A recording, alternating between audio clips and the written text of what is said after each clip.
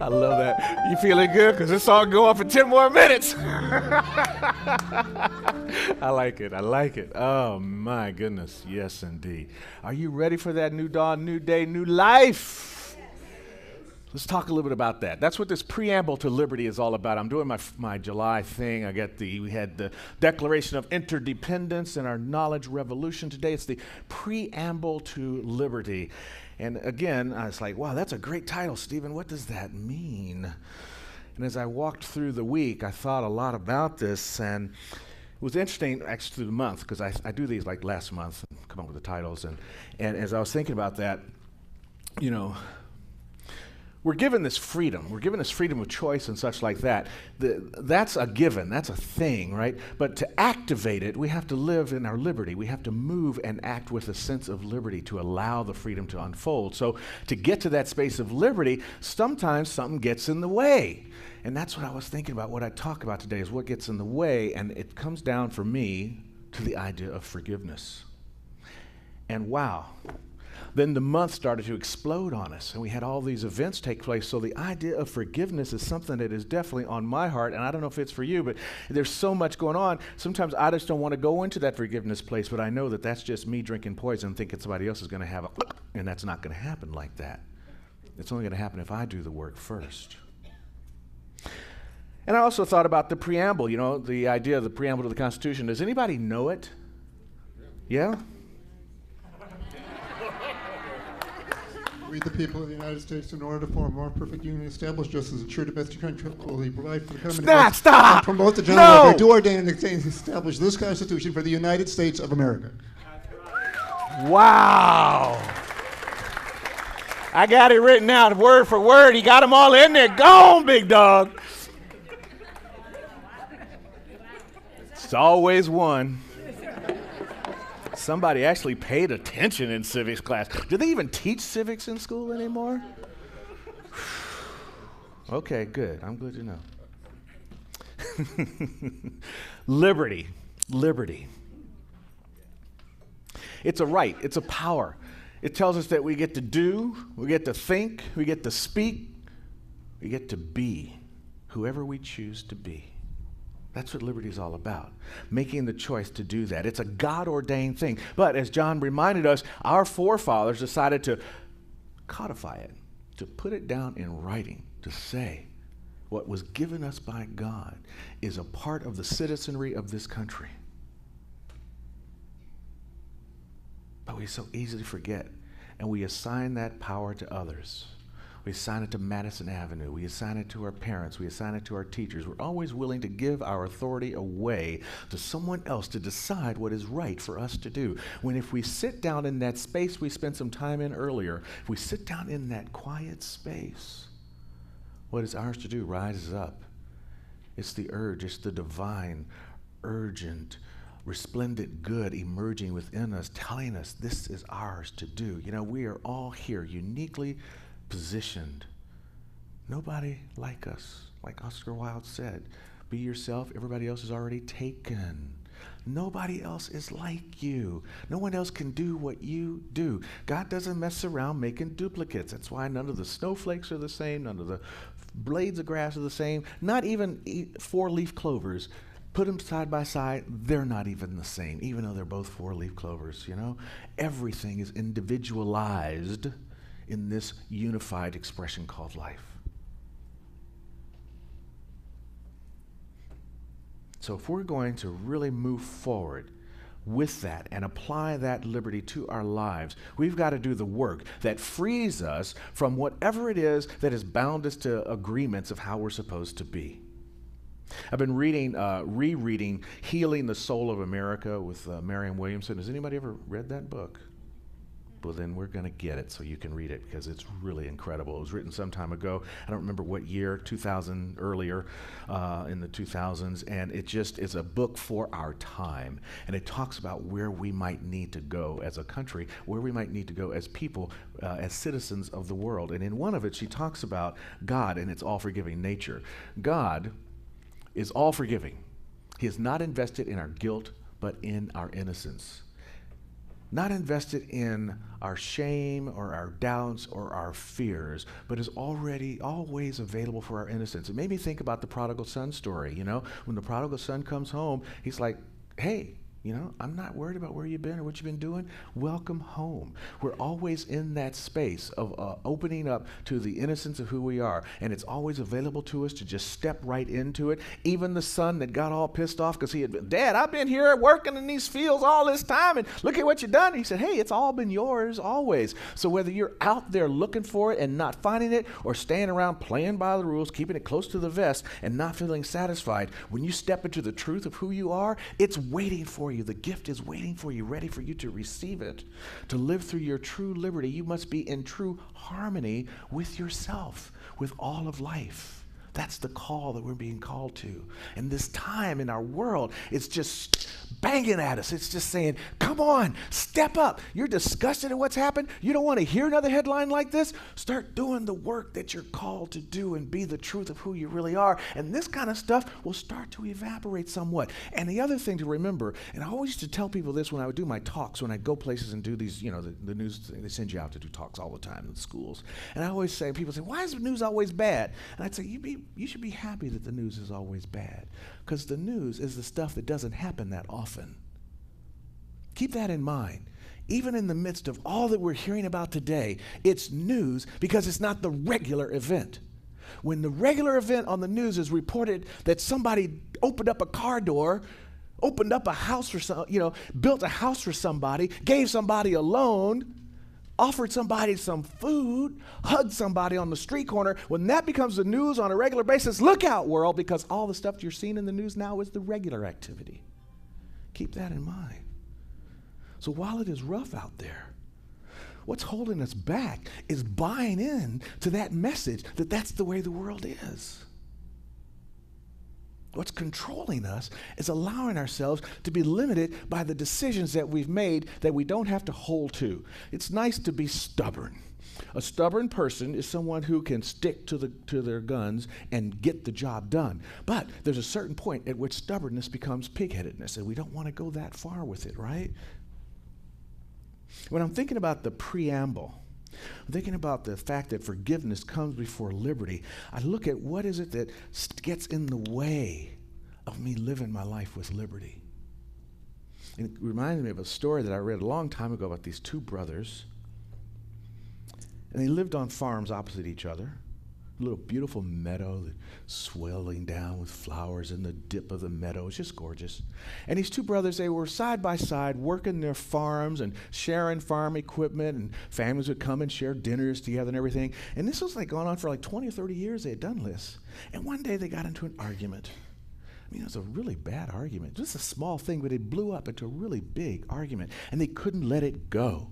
They couldn't let it go, so much so that the one brother poked a hole in the river levee and allowed a creek to run between their properties.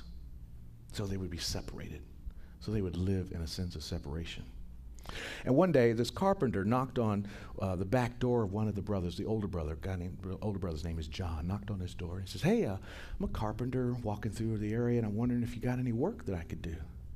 And he says, yeah, I got something you can do. You see that guy, that house over there? That's my neighbor. He happens to be my younger brother. And he poked a hole in the levee and made this creek between our properties just to spite me. You know what I want you to do? You see that pile of wood over there? Right down here, over yonder, right there?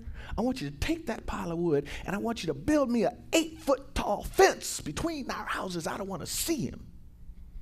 Carpenter says, okay, I got the idea. I understand I got it, okay. So John helps him get the wood down to the creek, and John goes off about his business. He's gone to town all day to get supplies. He comes back that afternoon, late evening. And what does he see? A bridge across the creek. He's like, what the? But then he looks on the bridge, and there's his brother coming across the creek with his arms wide open going, oh my God. After all I've said and all I've done, you built this bridge across this creek. And he goes across, and they hug each other, and they make up. They make up. And the carpenter starts to walk away, and he goes, wait. No, stay, we got some other jobs for you. He goes, no, I got more work to do in other places. But they had found that secret ingredient. They had found forgiveness. They had found love that was always there, but they had been held back by some stupid little argument that they probably really couldn't remember, that they could have easily gotten over if they had just sat down over a cup of coffee and some food and a hug. Oh my God, that heals everything as far as I'm concerned. If it's got sweets, you put some pie on that? I'm like, what? Mad about what? No, I love you, man. Got another piece of pie? Shoot, right? But our judgments, our biases, our condemnations, they get in the way of us living the fullness of our lives. I'm reading Dr. Holmes this week. He is so funny. He's just got me going. This book I'm reading has got the Holmes papers. But anyway, he says, the more I hate, the worse I'll be. The more I love, the better I'll be. That is my freedom. To choose, that's his freedom. But in order to get to that choice, you must be in your liberty. You must accept that you have the right to choose, to be, to say, to think, to do as you want. Right? He goes on in the same article to say, he's talking to a bunch of people, and he says, you know what? I love all y'all. Now, I don't care if you don't love me back. It doesn't even matter whether you do, because I know that if I love you enough, you will eventually come to love me. And it's an interesting thought that he adds up to that. He says, you know what? If you step in water, you will get wet. Whether you believe the water will get you wet or not, if you step into love, if you step into the environment of love, you will feel love and you will become loving back. This is our call. This is our charge. This is the freedom that we get to do. We get to be in that place of loving. So I say all these good words. I say all this stuff about love and forgiveness and all that kind of stuff, and I hear it. Even as I say it, and I look at my notes here, and I had to update it this morning because yesterday I had on here the events that get in the way. Turkey and Nice. Crazy stuff, right? And Dallas and St. Paul. And Baton Rouge is on here twice now because of what happened just this morning. There's a lot out there to tempt us not to forgive, not to be loving. We can feel justified in it. But that's our work. That's what we get to do. In the Lord's Prayer, forgive us our trespasses as we forgive those who trespass against us. Lead us not into temptation, but deliver us from evil. So it's little wonder that when they asked him, how do I forgive? The great teacher, the great example of how we can live our lives, said not 7 times, not even 70 times, but 70 times 7. And you math people out there, don't tell me the number. It's not about the number. It's a metaphor. If it's it as or like, it would be a simile. It's an ongoing process. And life is going to give us so many opportunities to practice this over and over and over again. And we may not have a carpenter. Oh, the guy was a carpenter. Duh! Nice! It wasn't until I said the Lord's Prayer thing. It's all on here, too. That's so cool. I love how those stories work.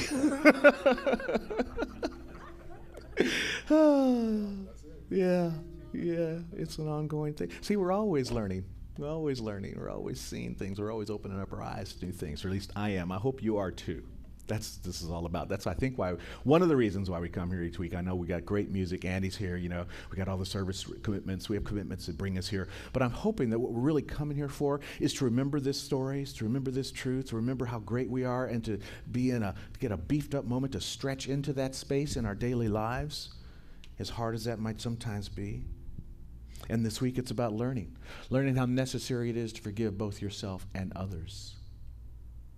You cannot be a radiant, think about that for a minute, that word, radiant. Just being your own personality. If you're a radiant personality, you're flowing, you're glowing, you're sending something out into the world. That's what we get to do. How many of us walk into the room, or somebody walks into the room, like when Michael walked into the room today, I was like, yes, because he's radiant. Andy's sitting behind the keyboard, yes, he's radiant. Right now, Mark is smiling at me so bright, I can't even look over at him. It's like, whoa, I don't have my dark glasses on, dude, stop it, He's radiant. And John adds to his radiance by wearing that shirt. Boom! Double radiance. You cannot be a radiant personality if you hold grudges or resentments in your mind. Whew. Dr. Holmes, bring it, baby. If you hold grudges and resentments in your mind, because if that occupies your mind, it's occupying your life. For mind and life are synonymous for God. And if it's occupying your mind, it's occupying your life.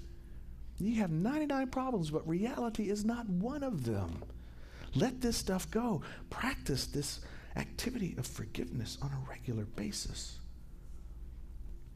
And it's a personal choice, and it requires some inner work on each and every one of our parts. I love this. I was reading last week as I was finishing up the talk. I opened up my Science Mind magazine, and Dr. Judy Morley has written the daily guides this week. How many of you read the daily guides each month? So this one might not be surprising to you. I love this though. Theodore Roosevelt. If you could kick the person in the pants responsible for most of your trouble, you wouldn't sit for a month. Right? Really? Talk about holding grudges and resentments in your mind, holding back the truth of who you really are. It's usually not somebody else. And even if you think it's somebody else, it's only because you have accepted what they've told you or what they said about you to be true. So it's still, no matter what, it ends up being you. Jeez, old Pete, stop it, you know? Theodore Roosevelt said that. He was the...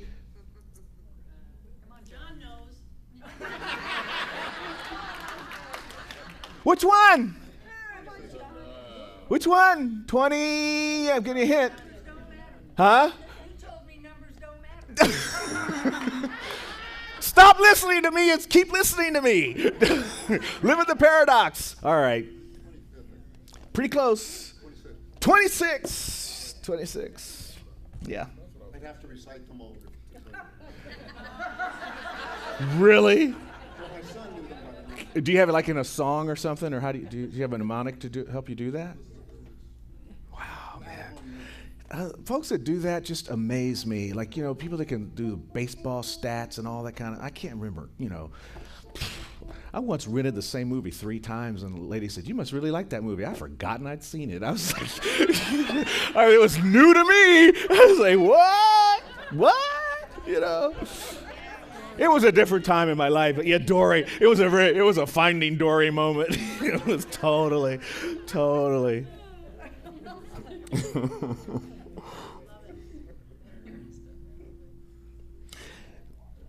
But as I was also thinking about this talk this week, I thought about the inner work that we all have to do, and I was thinking about my own stories of forgiveness, self-forgiveness in particular. You know, I went to a small black college in Austin, Texas called Houston Tillotson College, and there were 2 major groups of students there, those that were from Texas and those that came from challenged communities of the Northeast and Midwest, Philadelphia, Chicago, Detroit, Cincinnati. And so there was this built-in schism, this built-in meadow with a creek running through it between these 2 groups. And my family being from Texas, but me being from, at the time, Cincinnati by way of Detroit, I sat between the 2 groups. And I was always challenged as to how my allegiance would float. I was 17 years old, easily influenced by the peers. And there became this big rift. And the Yanks, as they were called, went off campus to confab about what they're going to do. And the homeboys, the Texans, were angry. And so this one guy, his name was Baby Huey. Now think about what kind of person it has to be to get a nickname, Baby Huey. Big old sweet guy. And he didn't know that all the northern kids had gone off campus. He had a work-study job at the Church's Chicken across the street. And he came up on the campus. And the angers had flared. And because I was on both sides, I could sit on campus even though I was from Detroit, Cincinnati. So I was there. And Huey was a friend. And I knew that people were upset, and I could see what was getting ready to happen. And I didn't speak up. And he got beat up real bad in the hospital. And I didn't speak up. And that just grabbed at my heart for years. And I held that as a resentment against myself for not speaking up. And I've learned over the years to speak up. I've given a living amends to baby Huey. And when I see injustice, when I see someone about to be hurt, when I see that I could step in with my small voice and make a big presence, I do it now. We have to work through that inner moment of whatever it is. Maybe it's not something as severe as seeing your friend get hospitalized at the hands of your other friends. Maybe it's just that you don't eat right. Or maybe it's that you turned your spiritual practice into a spiritual habit. You know the difference? Right? It's like, oh, got to do my reading. Okay, I've done that. Boom. As opposed to, oh, I get to do my reading. That's deep. I'm going to live my life that way today. Habit, practice.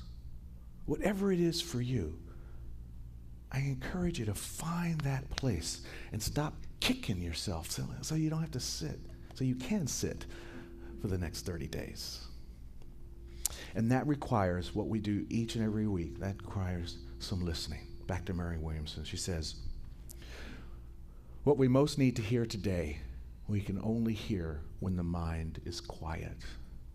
We can only hear it in devotional silence, in that gap space where we can seek unity, where we can seek wholeness, where we can seek oneness, and we can get the message of what is ours to do, and where we are called to express ourselves, to move into that place of forgiveness. So that's our work. That is our work. To build bridges, to be carpenters. Try not to hit your thumb. Mohandas Gandhi. The weak can never forgive. Forgiveness is the attribute of the strong. Okay, so forgiving someone else, you feel strong. But hey, are you there to forgive yourself for all the moments that you've diminished yourself and not lived to your fullest potential? Are you that strong to make that call? That's our work. And in doing that work, we become the vehicle to shift the planet, a planet that is screaming for a shift. I can hear, Mr. Phelps, your mission, should you accept? It's mission possible, right? Mission possible. The other thing I've been doing this week is I've been listening to, but Spotify is crazy on time. Spotify has created this Spotify list. It's a playlist of all of Dr. King's speeches and songs related to Dr. King. And I've heard him 3 times this week, the I Have a Dream speech. Man, is it powerful. The guy is such an orator, having a dream. And his dream is so close. We're really very, very close. And I think that's why the world is so fractured right now, because we are so close. You know? I think it's my buddy Michael Beckwith says the truth will set you free, but first it'll piss you off. We're in the pissed off space. So that means we're on the way to being set free. It's our time. So let's go back to Mary Williamson one more time. The highest state of dreaming for a person or a nation, it's not that we will get something, but that we will become someone. Are you strong enough to dream of becoming someone?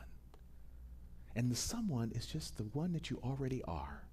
I'm not asking you to be superheroes, put yourself in the midst of danger. Whatever your call is, it will come to you. But are you ready to stop thinking about what you're going to get out of life and start thinking about what you're going to be with life? That's the call we're in right now. That's the times we're living in. That's the dream that I share with a man that I admired, that I had to watch fall down on a balcony and not live anymore. I know you're kind of quiet, and I like to, leave us all roused up in laughter and feeling good. And I don't want you to feel bad. but I want you to feel challenged. I want you to be excited about being who you are and about how easy it really is to do, just to simply sit in the silence every now and then.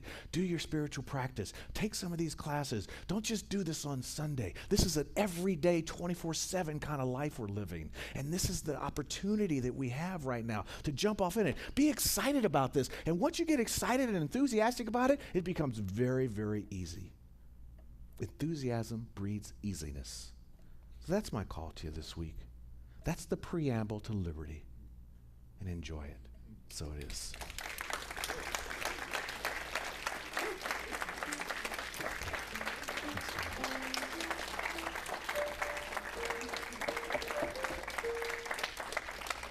All right, so here we are. Are you ready? Let's do it. I am in harmony with life. I am in unity with life. I am one with all life. Ooh, yes.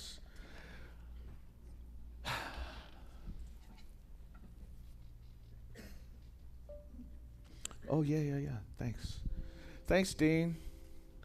You got nice ears, dude.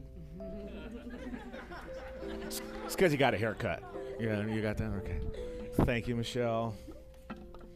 Our prayer box, we invite you to utilize this, particularly in light of moving into that preamble to liberty. If there's something that you need to let go of, that you've been struggling with letting go of, something that's grabbing you, if you're stuck in your righteous judgment, your indignation, it's okay. Boom, deposit it right there and let it go. Give it to one of our practitioners to work it in prayer for you. Or how about the other one? My favorite thing is the Meister Eckhart prayer. If thank you is the only prayer you ever say, you've prayed enough. Gratitude is a great prayer as well. So I offer that to you this week, and our practitioners will pray over your prayer throughout the week, as they did this morning during the morning meditation, and as they do throughout the week, every week for you. And they'll also be available for you in a few minutes. But until they come, I'm going to do a little prayer for you. Okay. So coming from that place of living in unity with all life and knowing that we are that life expressed.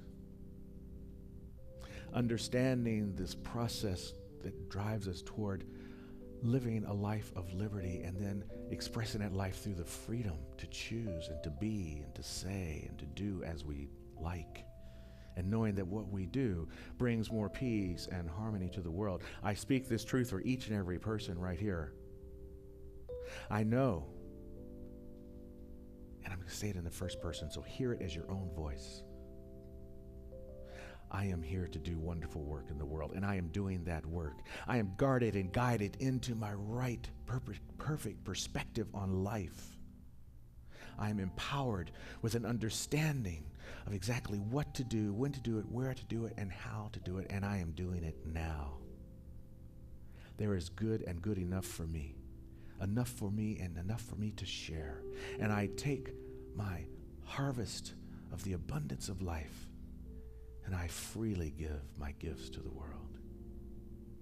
It heals the world, it prospers the world, it blesses the world.